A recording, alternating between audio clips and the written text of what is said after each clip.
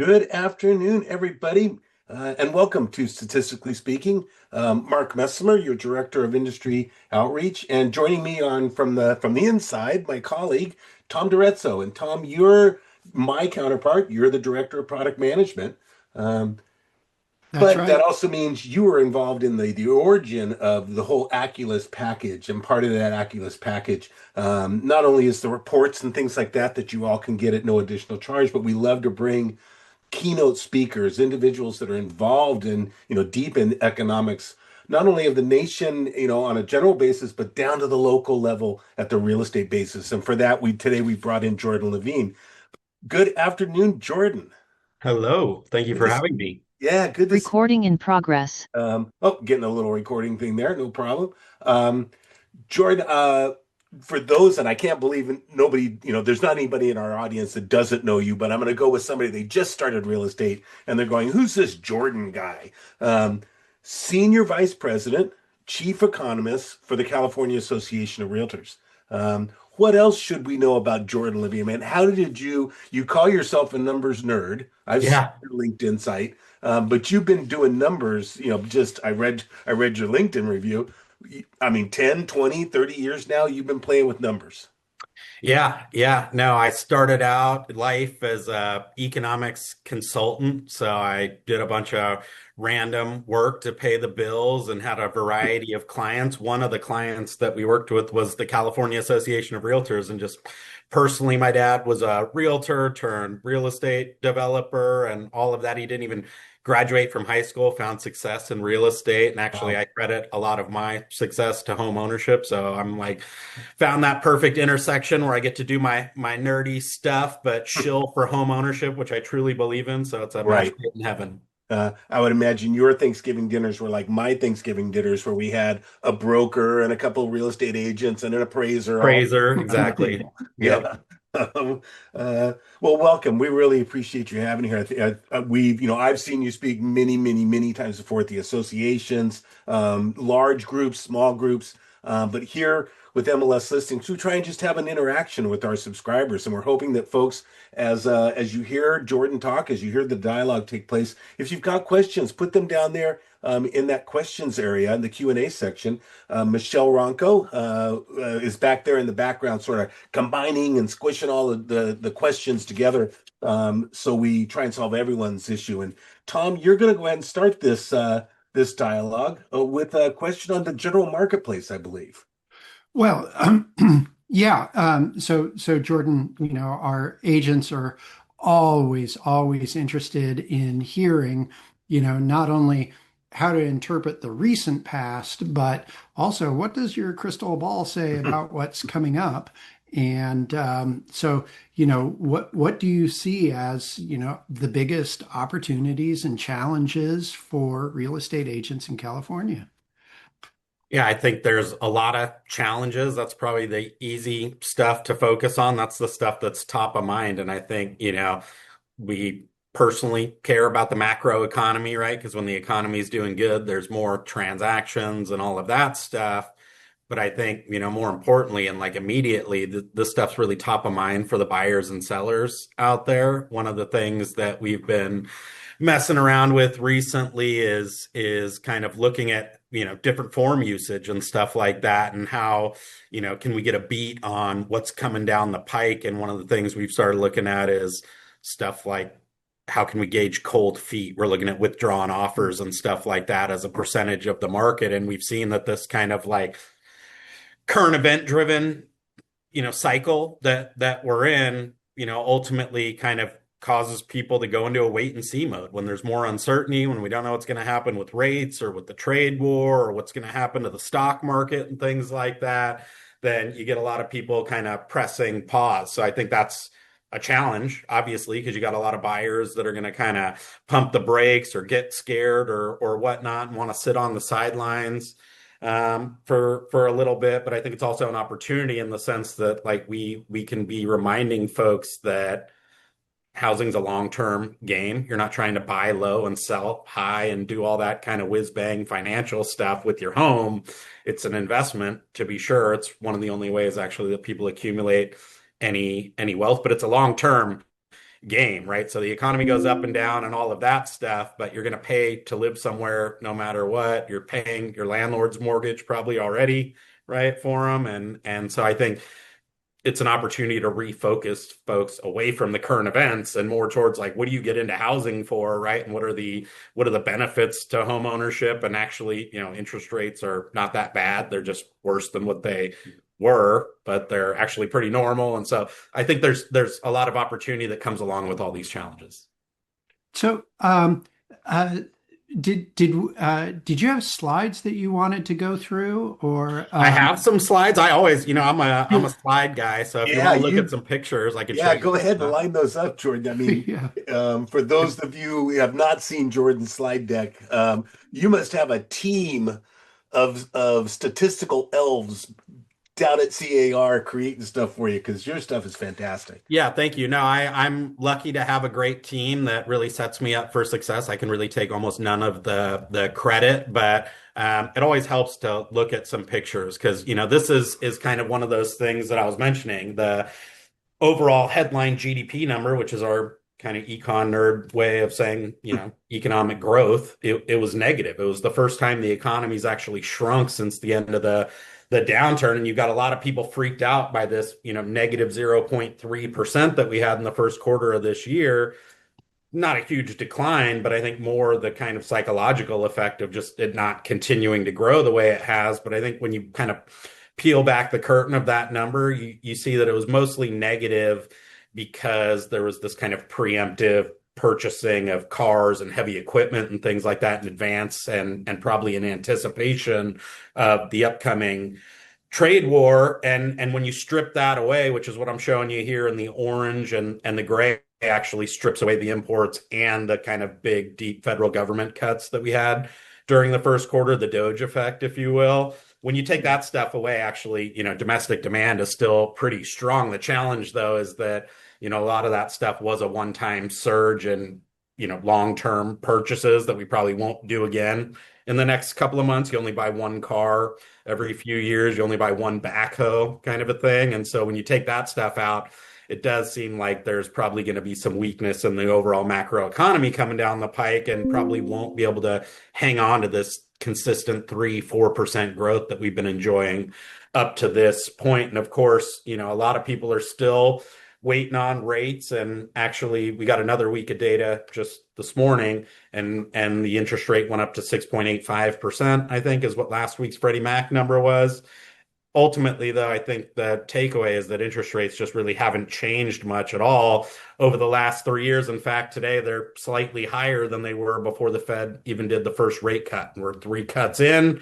Mortgage rates haven't changed, and that's because, regular folks don't get to borrow at the Fed funds rate. We're so hyper focused on the Fed, but actually we have to take into account not just where the Fed sets their target interest rate, but what the bond market is doing, because we have to take into account time value of money. We're not borrowing overnight, which is what the Fed funds rate represents. And on top of that, there's private sector risk, which we like to call a mortgage rate spread.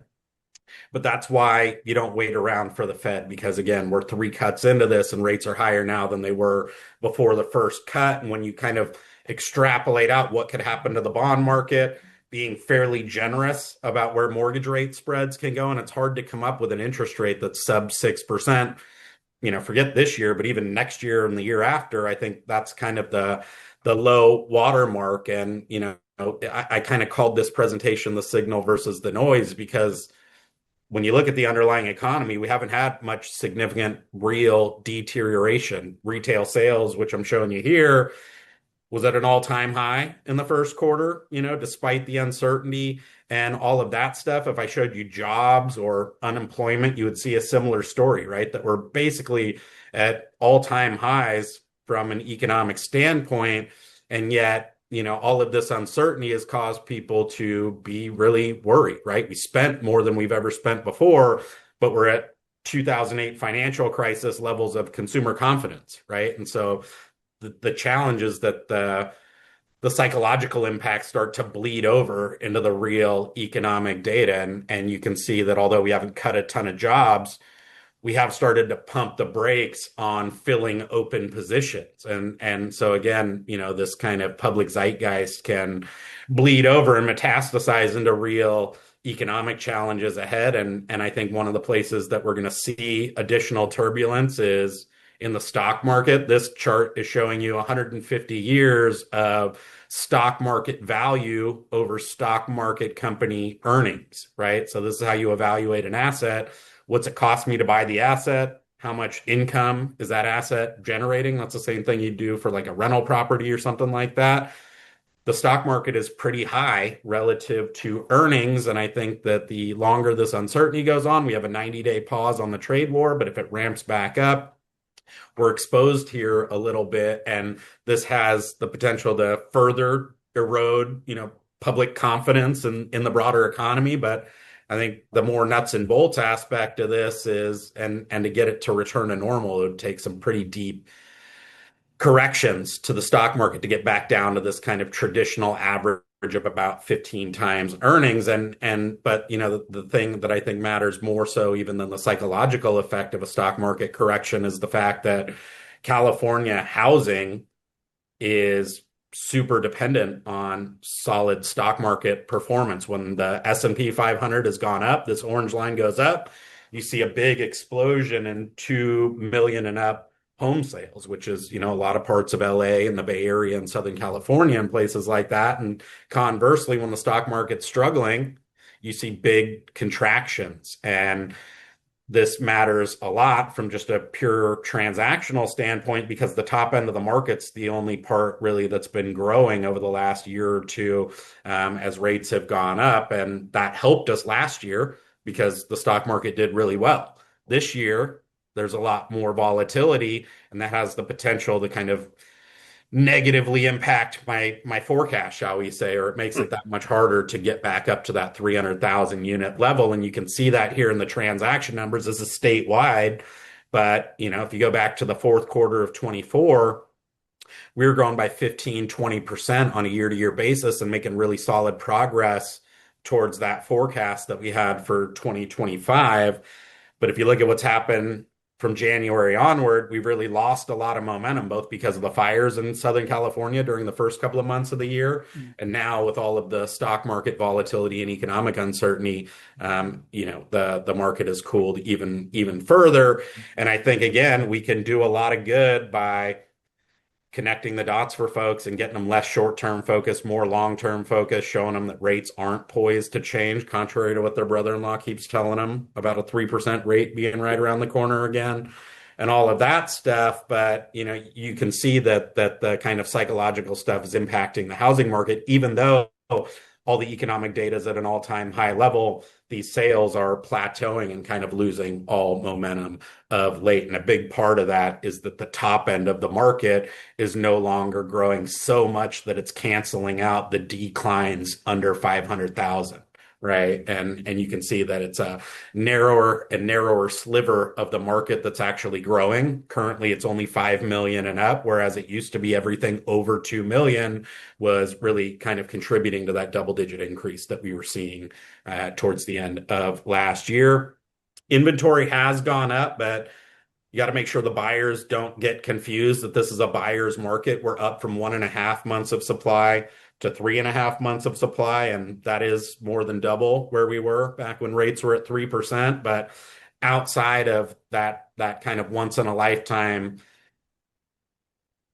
period, these are pretty still tight supply numbers, which is why we continue to get ongoing price growth. That being said, though, prices have moderated as you get a little bit less demand and a little bit more supply. We're no longer getting those 10% increases year to year in prices, and prices have started to grow in that kind of moderate single digit level before. The reason why I don't think there's going to be a ton of foreclosures, and that even if the worst case economic scenario materializes, that it may not drive a flood of distressed inventory or even regular inventory, And that's because a lot of people are still out there in sub 4% mortgages. In fact, two-thirds of California mortgage holders have a mortgage at or below 4%. And so even if you lose your job, even if bad economic stuff comes down the pike at you, you have a strong incentive to stay in that house. That's kind of one of our main saving graces. We also have about 98% of mortgages that are still being paid on time in California,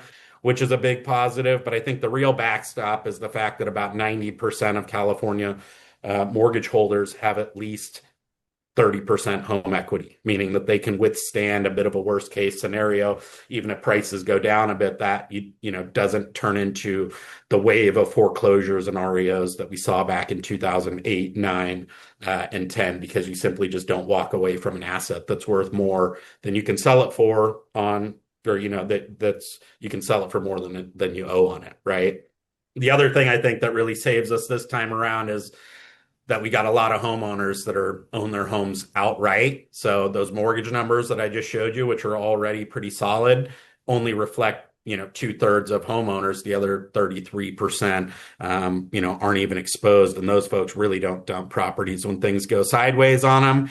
And one of the main reasons why I think we can convince buyers to still buy and get them focused back on the long term is because California's got a really strong economy, but we do not build housing in this state anymore, and that is why prices only ever go one way over the long term, and why the number one best time to buy was a long time ago.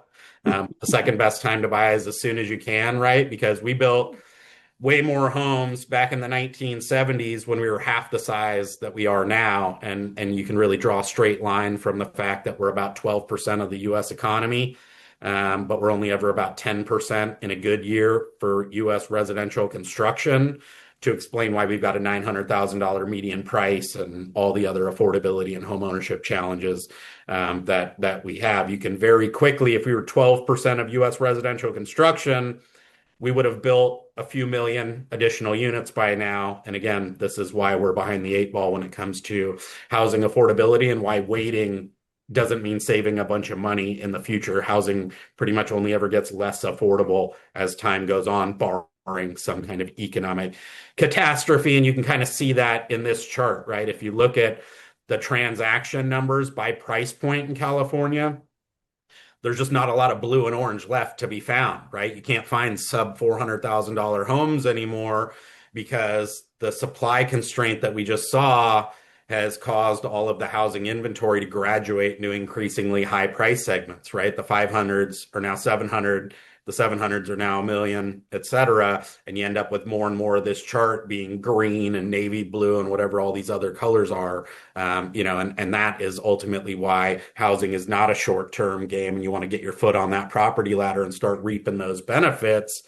In terms of what the agent should be taking away, I think, on the economic front, there's going to be a lot of uncertainty.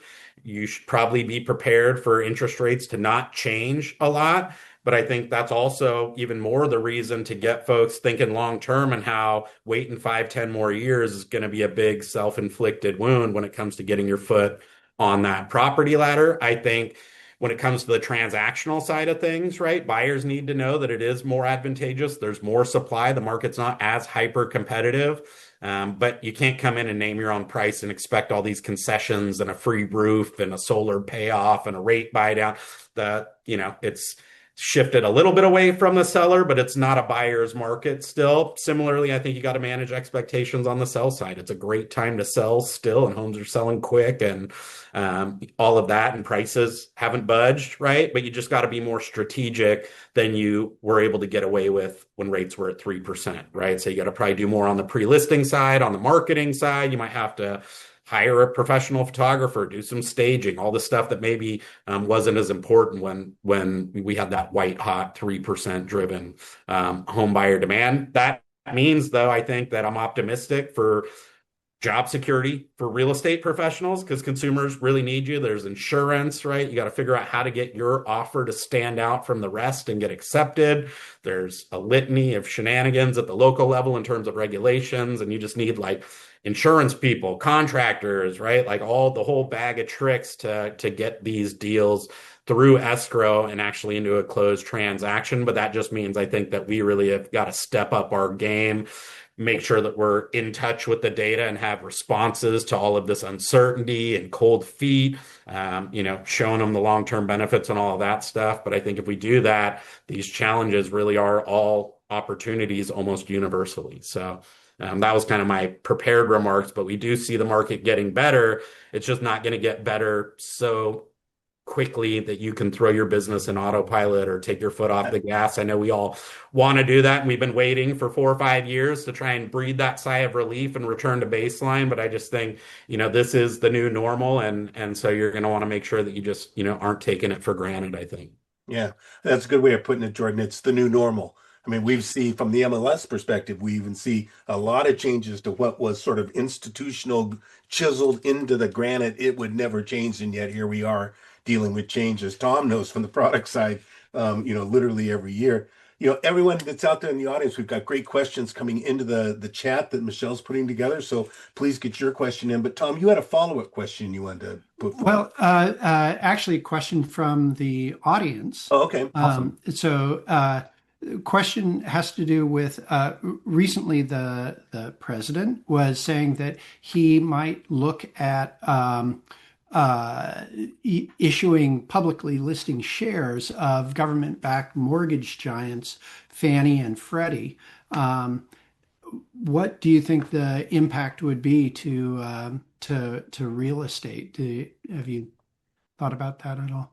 I think it's, going to be probably a negative from an interest rate standpoint and from a mortgage availability standpoint. Having the conservatorship on the GSEs gives a lot of certainty to mortgage originators that there's going to, right, that I'm going to write this mortgage for you and that there's going to be some buyer on the back end of this that's going to take it and warehouse it. And I'm not just going to be this giant portfolio kind of, United Home Loans kind of setup. And if it becomes private money, right, then it much more looks a lot like portfolio lending. And I think that ultimately just means less availability of mortgages. When there's less appetite for mortgage-backed securities, it means those long-term rates stay higher longer. The interest rate on a 30-year fixed rate mortgage is like the inverse of the price of that mortgage-backed security. So less demand for that security, lower price, that means the rate stays higher. That's just math. That's not an opinion. Okay. Yeah. Yeah. So Yeah, it's tough. It's tough. That's been on the chopping block for a long time. For me, it's hard to know where that falls on the priority list relative to trade and the tax package and all of that stuff. And I think they don't have unlimited political capital, so they're going to have to pick and choose. I think the tax thing's probably a bigger deal, honestly. But like I said, the Fannie and Freddie have been on the chopping block for a while. Another question that I've been wondering about, and if it shows up in any of your numbers, there was the ruling from NAR about no longer publishing commission, and the thought was you read all these articles about home prices will go down, commissions will go down.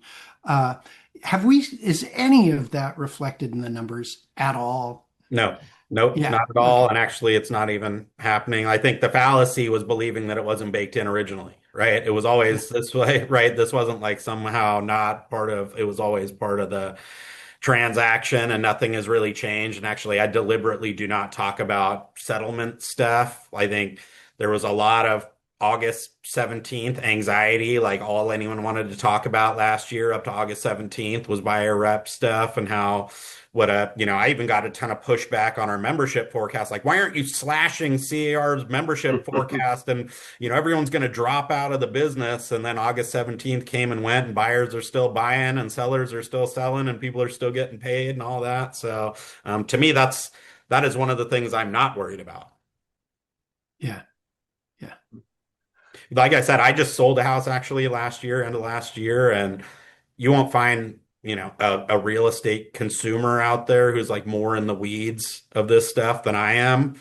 Like oftentimes I go out and do these presentations with Gov Hutchinson, who's our like head lawyer guy on the form side. And so like I've personally done like 10 RPA training courses like this year alone. And like I tell you, I would not be able to do this transaction on either side. I wouldn't have been able to sell my house myself. I wouldn't have been able to buy my house myself. And that's for somebody that's super, dialed in on what you guys do. And so for me, I think that's like a real positive, but I just think it makes it therefore incumbent that you're one of those agents that has that whole bag of tricks, because it's not enough just to like get your license and let them find their own house on Zillow and then you just let them fill out the form kind of a thing. It's like they really need us. So Yeah. I'm wondering, Absolutely. Jordan, as you attended that barbecue on Memorial Day, your colleagues, your friends, your family know you're in the business. How is the consumer accepting the interest rate right now? Are they starting to, just come to the realization that, look, it's going to be six plus? yeah. Uh, Yeah, I think people are sitting out there going, man, I really shouldn't have been waiting around the last 3 years because the interest rate hasn't changed at all, but prices are a lot higher now. And so, the house I can get today, it looks a lot worse than the one I could have got a few years ago. And I think the dots are starting to connect that the house you're going to be able to afford 5 years from now is going to look even worse, right? And so I think there's that. But then I think the current event stuff really scares people off, right? When you wake up and check your 401k and it's in the tank or something like that, then maybe you think like, oh my gosh, maybe I should just wait and see, right? And you kind of stop thinking long term. But I think the rate shock part is over, but it's just been now replaced with economic uncertainty. right. People actually doing some math at home to figure out, is it feasible? Is it logical? That kind of stuff. Uh, Yeah. um, Consumer confidence. Tom, did you want to go there? Well, Because it's sort of the yeah. same So thing. right, right. So, we know consumer confidence affects home buying. Yeah. But is there a difference between not buying a car or an appliance, versus a home? Like people sometimes have to move or they have to sell so, what are your thoughts on consumer confidence and how this is affecting the real estate market? Yeah, I think it does affect the buy side, and for better or worse, you have a lot of people that are susceptible to, thinking cyclically about housing when it's really a long-term game. I think, but at the same time, like financial considerations are only one part because your house is like a necessity. It's like part of Maslow's hierarchy, whereas your BMW isn't, right? And all of that stuff.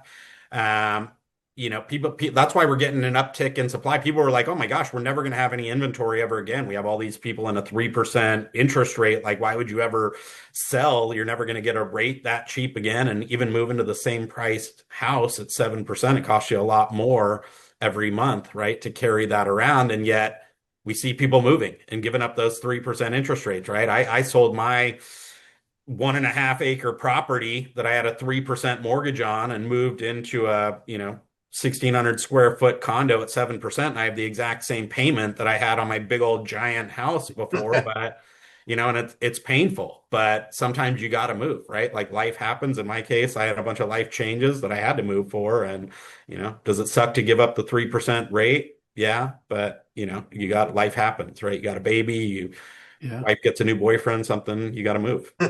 yeah. Yeah, I'm sure there are a lot of people, in the Pacific Palisades area that weren't expecting a move this year. And here they are, forced into it. I went through that during the 2020 fires up in the Santa Cruz Mountains of a lot of friends woke up and had to move, Right. kind of thing. Yeah, no, I mean, like, unlike your Bitcoin, it also has the dual purpose of being your place to live too. And so it just like the finances are only one piece, unlike your Bitcoin, it's all financial. Right, right.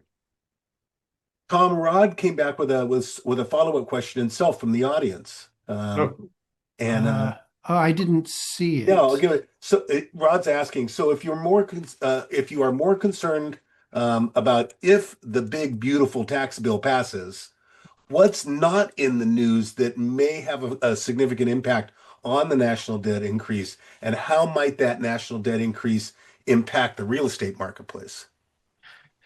yeah. No, great question. I personally don't care either way. That was my guess of what their priority is. Like, that's not, I don't, I don't got a dog in the fight on that Right. for tax cut versus Fannie and Freddie stuff. But I do think that the ultimately if the tax bill goes through in whatever shape, flavor it is, it's going on the company credit card, essentially, right? That it's gonna be 3.5+ trillion that'll go into the national debt. And that impacts interest rates ultimately, is I think how that shows up for us in Okay. real estate, is that, ultimately these people that are buying these 30-year mortgage-backed securities want to know that we're not just going to inflate the value of that investment away by debt and deficit spending and just like devaluing the dollar going forward, so that doesn't buy them as much when they ultimately get their money back 30 years from now. And that again feeds right into the current appetite for a mortgage-backed security, right? If you're worried that prices in 30 years are going to have gone up because we inflated away the debt a ton, then you don't buy the mortgage-backed security right now, and that means lower price, higher interest rate again. It's that same kind of causality there, that this is also a kind of repercussion of this stuff, right? That ultimately it just kind of makes it that much harder for long-term rates to come down. Right. If you were to sort of apply that to those downsizing seniors out there who may be looking at Social Security going, boy, I sure hope it gets there. Um, I mean, impact there, could that be a segment that could be more heavily affected than others? Yeah, I think so. I think older folks aren't moving anyway, and I think this just makes them kind of want to stay put that much more. It's pretty incredible in California how much of our like I talked about how we're not building enough, right? And so we don't Right. get a lot of the new stuff coming in to save the day, but then our existing housing stock is just locked up with all of these long-term homeowners that have Prop 13 super low property taxes. Their homes appreciated a ton, and so they're potentially looking at big, capital gains bills if they were to sell those houses in the Bay Area and LA and places like that. And that makes them want to stay put. And then I think, just this kind of prospect of higher long-term rates and all of that just makes them like that much more reluctant to move when they already aren't moving very much. Right. May I So, ask? so Go ahead, Tom. uh, Prop 19, right, was Mhm. supposed to allow people to take their property tax base, right? And, but it hasn't moved the needle, right? It's Yeah, it's tough because I think, you've taken away now the property tax penalty for people moving, which is good, but you still got, I think, the giant capital gains bill. People who bought their home in the 70s in Palo Alto for 70 grand, that's now worth 2.5 million bucks. Like that's real. That's a big tax bill to move. And so even if you can keep that $70,000 property tax base and go move into your $3 million house, somewhere else, you've still got to eat that capital gains. And so I think we're only halfway there in terms of eliminating or alleviating at least these kind of headwinds to moving on. so, you look at the entire state of California, Mm. um, but you mentioned Palo Alto, Yeah. and we focus on the Bay Area. We like to think we're special, um, and and so we still see some pretty high demand, in the Bay Area. Do you think the Bay Area is special? Do you? Yeah, if you look at the median price in most parts of the Bay Area, it's pretty special. It's a pretty high cost area. And I think, it's got it's kind of the gem in California's economy with the tech sector and all these crazy high paying jobs, and the growth that we've seen there and the wealth that's been created there, and all of that stuff. I think it's, that part makes it very unique and special in California, but I also think it's kind of unique and special in a pretty detrimental way, in the sense that the Bay Area is some of the most resistant to new development. So you have this juxtaposition between like this powerhouse of an economy that's churning out all these high paying jobs, and we're even more prone to constrain housing supply. And what do you get when you have lots and lots of demand and even worse supply conditions than other parts of the state? you get a $2.5 million median home price, right? And so I Yeah. think that's why even when rates doubled, rates went from three to even below three, they were like 2.85 at one point, all the way up to over 8%, virtually overnight by statistical standards. And like prices in the Bay Area barely budged, right? They're still up in the twos. So Yeah. Yeah. So, Jordan, I was recently one of those homeowners in California who was told my insurance wasn't being canceled. I mm, simply lost coverage, yeah. which is like what? Let's call it what it is, kind of stuff. And so I went out shopping. It was not easy, but I'm hearing Michelle, put in my ear that common interest properties are also having insurance problems these days. I thought it was just me, Mr. Single Homeowner living in the mountains. Talk No, to us and about the common interest situation relating to insurance. yeah, I mean, insurance is a big and ongoing challenge for all residential. You're seeing HOAs do well, just in my own personal experience on that big house, one of the main reasons, well, besides my personal stuff, I sold it because of insurance issues too. When I moved in 17, I think I was paying like $900 a year or something like that. And then in 20, it went up to like 3 grand a year. And then in Wow. 22, it went up to 13 grand a year. And in 23, I got dropped. And then in 24, I dumped the property. That those are not, going from 900 to 13,000 is like thousands of percent increase, right? Right. That's like $1,000 a month is real money. For people on top of a mortgage payment and things like that. You can kind of extrapolate that out to the condos. But the challenge for condos is, like for me as Mr. Individual Owner Occupant Homeowner, I can choose to either, pay the 13 grand or dump it and move and let it be somebody else's problem. HOAs kind of have, restrictions on how much they can jack up HOA dues, right? So then they go into like these deficit spending type stuff to keep up with their insurance payments, but then they have Right.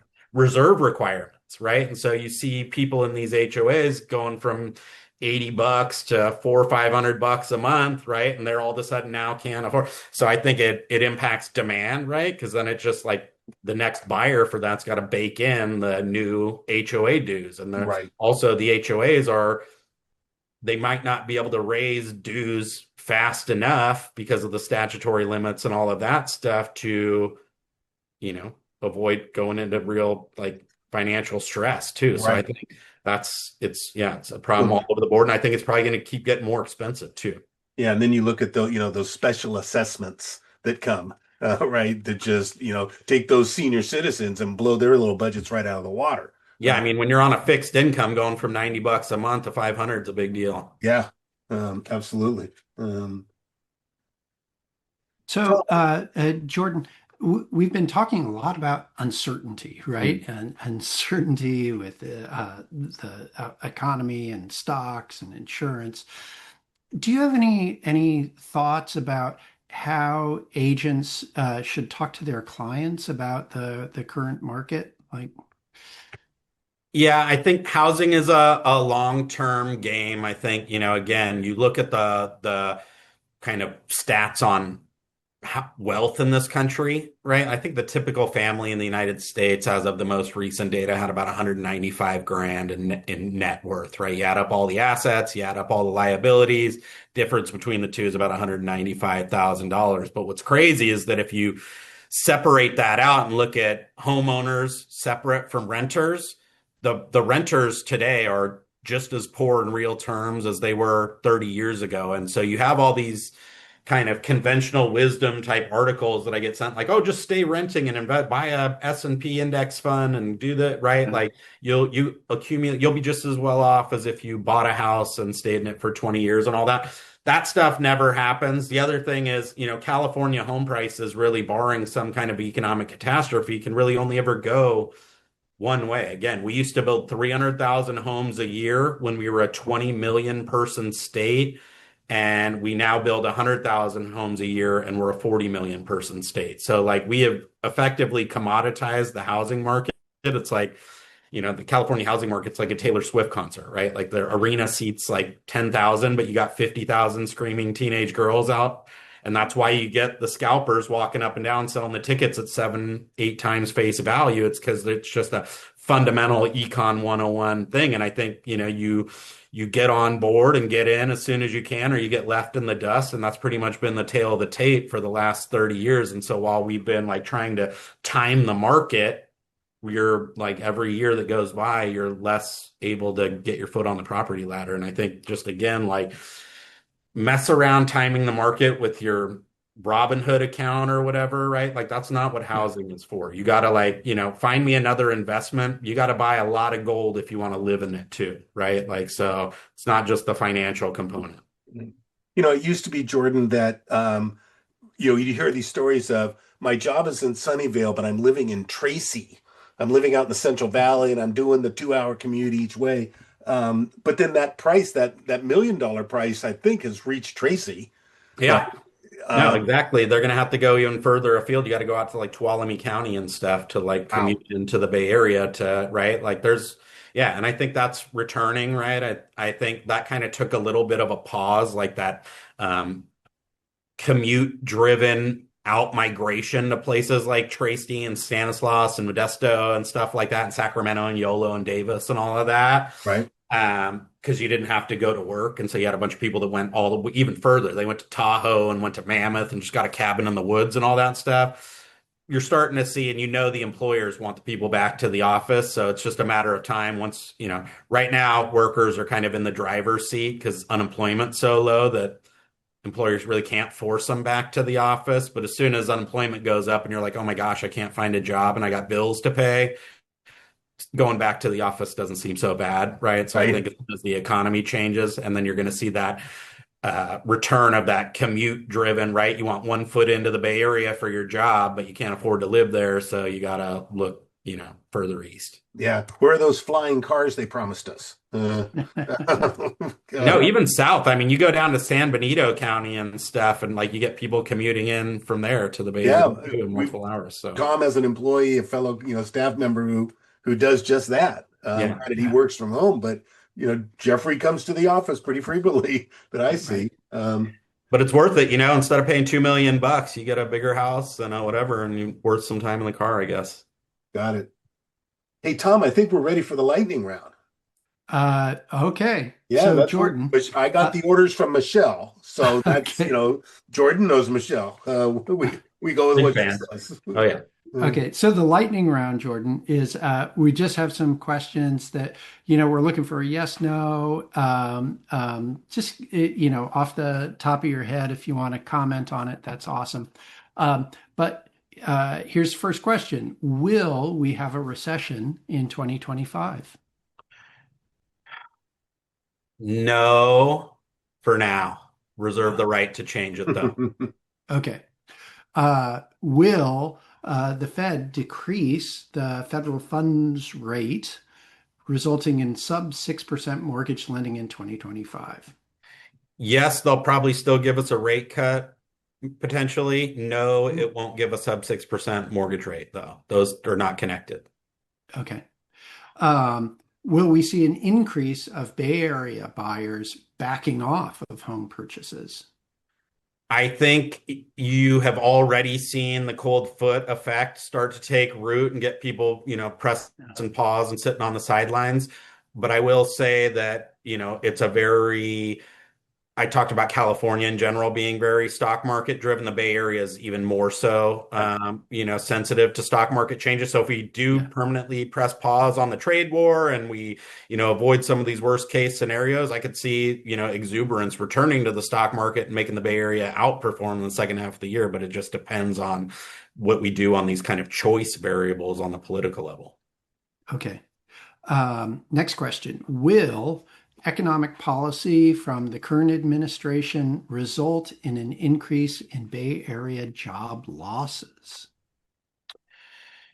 Possibly. I think, if we keep going with the trade war and the stock market corrects, that impacts the Bay Area specifically because you got a lot of publicly traded companies, you got a lot of publicly traded companies that funnel money venture capital wise into new growth startups and all of that kind of stuff. And if the, economy dries up and the stock market corrects, then you have Bay Area companies that are exposed to financial markets, right? They're really, that's the bread and butter of a lot of these tech companies, right? Is like what goes on. They live and die by the financial markets. And Yeah. if we got into a recession, if the stock market had a deep correction by, 20, 30%, you would see job losses in the Bay Area and probably, across most of California.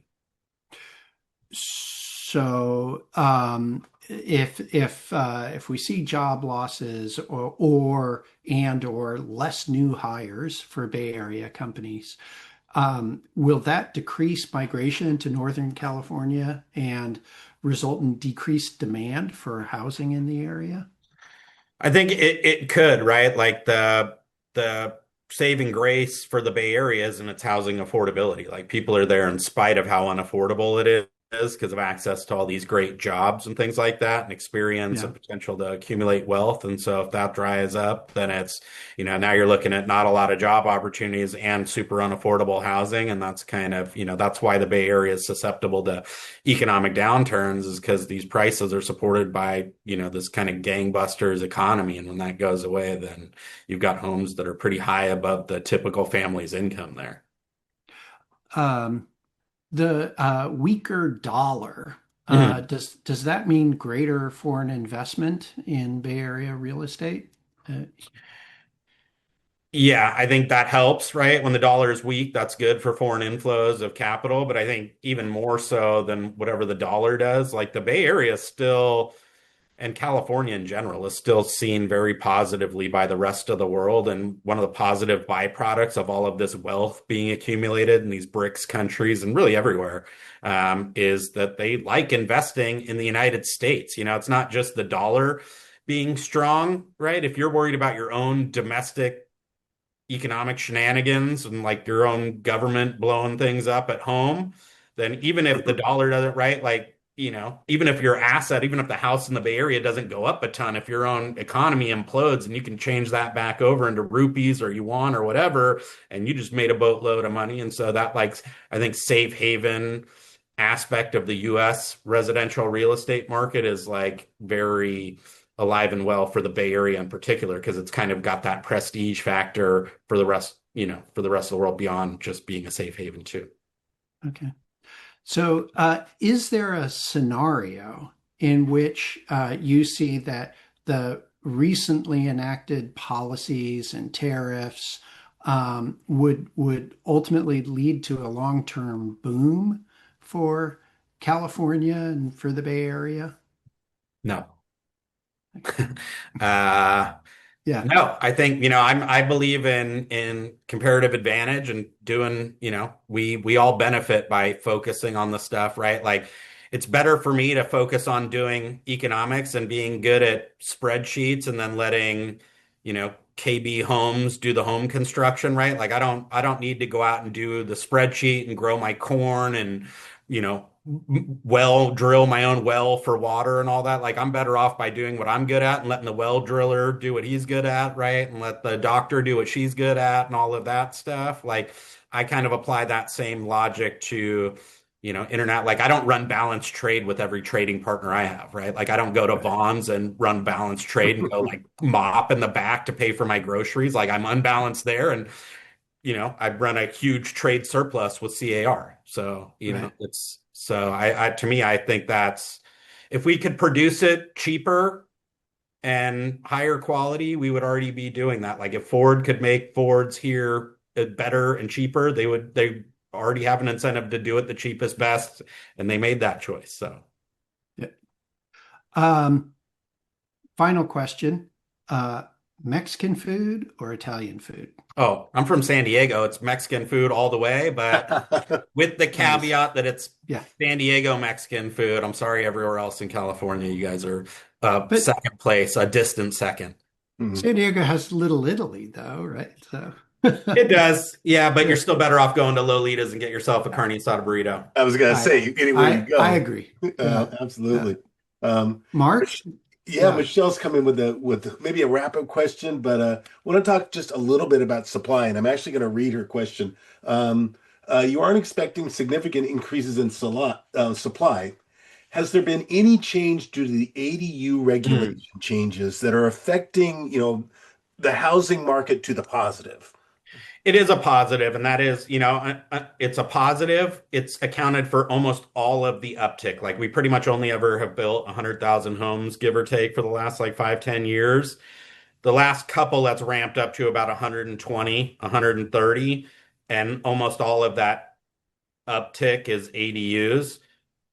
So that's a huge positive because we need any kind of housing, all the above, low price, high price, all the way Right. up and down the spectrum. The problem is it's still only 20,000 or so units, and we've got multiple million unit deficit that we gotta, right? So it's Right. still We've got a big number to hit. Absolutely. right. So it's Right. helping, right? But it's not the silver bullet. We just need that plus, plus, plus every other kind. Good. Are you noting, we had City of San Jose, and I think the City of Santa Cruz has brought on policy that says you can sell your ADU and the property that it's sitting on as a separate, basically parcel. Are you seeing Yeah. that adoption, being adopted? We haven't seen a lot of ADU kind of subdivided ADU sell-offs. That'd be a cool thing to track in the MLS, right? Is like, was it a subdivide? I don't know how you would do that, but the challenge and why I think even the ADU numbers themselves are pretty small. We're only doing 20, 30,000 of them a year is like there's not a really great financing mechanism. So you're either relying on somebody who's been there for a long time that can take out a HELOC or Right. somebody camped out on a bunch of cash that they can do it with. Otherwise, it's hard to find loan products or like there's no good rental site where you can see what is an ADU rent for. Like on you buy an investment property, you can say, here's what a single family rents for, and you can count that towards the Right. mortgage and all that, right? Like, so it's just that's why it's limited in scope. Well, I know that, in the case of Santa Cruz County where I live, yes, yep, you can put an ADU with no lot clearance. Yes, you can subdivide it off, but wait till you go through the permit process. Yeah, and it still costs a lot. You still got to find a contractor who's going to come build it for you, right? And all of that Right. stuff too. So, Um, So, Tom, you had so a question, I think, on another, flipping. yeah, a question from the audience about flipping. So they're saying they're getting, lots of text emails about people who want to find a distressed property and flip it. Is that something that you're seeing up and down the I the mean, state? Is the flippers are, out there flipping, but they're not flipping distressed properties. 98% of California mortgages are being paid on time. There just isn't a lot of distressed units out there. And I think part of the reason is because people are on these sweetheart mortgage rates that like you're keeping that's your highest financial priority is keeping that mortgage going and alive and well. And like you will let a lot of stuff go before that mortgage because it's, rents are no picnic. You can't go, save money by going somewhere else. If you leave your 3% mortgage, it is going to cost you more money. And so people are, holding on to those things at all costs. And I think you'll continue to see that incentive be there just because, again, moving anywhere else costs you a lot. okay. So, Mark, I think we're at Yeah, the we're right final again. question. Yeah, well, Uh, sort of a final question. Definitely the market's in flux. I mean, that's the title of this meeting, this session of markets in flux. Um, That being the case, what's the data that our subscriber, the professional real estate agent, should be looking at? And then, how do you see the rest of the year wrapping up? Any Jordan crystal ball insights? Yeah, I think more bumps in the road, right? We're going to get to this Okay. 90-day thing and there's going to be volatility one way or another. Either we'll reignite it and things will go down or we're going to cancel it or pause it again and people will get really excited. So the moral of the story is lots of ongoing volatility, but probably still growth. I think when you ask what to look at, if you look at the honest to goodness, like not psychological indicators, jobs, income, consumer spending, right? All of those things have not deteriorated. So that's why I kind of called my thing the signal versus the noise. Lots and lots of noise out there, but the underlying signals on the economy, like we're at full employment, GDP is essentially at an all-time high level, and same with everything else. So like keep perspective.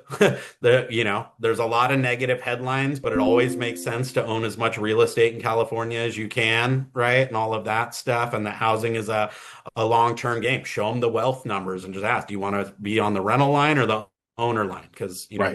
one set of people has money and the other one doesn't. Mhm. It's sort of, you really got to lay it on the line these days. Keep it simple, Yeah. cleave to a couple of key indicators that it's hard to argue with. Unemployment's 4%. Yep. Exactly. Our viewers are typing in. They're really enjoying this session. This session with you, Jordan, is very, very informative. They're asking Awesome. about the slides Oh and yeah, I'll send these to Michelle right after I get off here so you guys. okay, okay. And anything cool over on the CAR site that you want to let everyone know about if they haven't visited there in a while? Well, if you ever miss me, we do a podcast every couple of weeks where we talk about like whatever's current and Okay. topical at the time. We're doing cool stuff with the forms, like kind of cold foot indexes and stuff to see like, is there any way we can kind of get a beat so that we do, not get caught with our pants down or get surprised down the road to the extent possible. But yeah, there's a treasure trove of all kinds of cool stuff. And I work for the agents. I'm proud to help them, however. So if there's stuff that they need or, if we can partner with you guys on anything, I'm happy to do it because when we put more people in homes, then I'm super happy. So Yeah, you are the housing guy. Hey, one time, speaking of housing, can I afford a home? You've got an affordability app, right? yeah, yeah, Is we that have a still up and great, running? we do. It's called the Purchase Power Calculator. There It's a we go. great tool to go and show people like, what happens the longer you wait, right? Or like, we were using it back in the day when rates were 3% saying don't wait for them to go to 7 because look how much less you qualify for, but you could do the same thing in reverse. So I Right. think yeah, there's a lot of really cool stuff up there. CAR.org.com. CAR.org and my .org. spot is it's called like Industry 360 or something. I didn't make the website, but Cool. Tom, any last minute words of wisdom or observation? I just want to take a minute to thank Jordan for spending this much time with us. It's been fantastic and Yeah. super helpful. Yeah. Yeah. no, I really appreciate you having me. Shout out to my friend Michelle too. I'm a big fan. You guys are very lucky to have her on board. And we So certainly are. Certainly are. Jordan, we hope we see you next year about this time. And we'll see where we're going. 100%. Thank you guys so much. Good. You bet. Talk to you Thank soon, you. Jordan. Thank you. All right, see See you. ya. Recording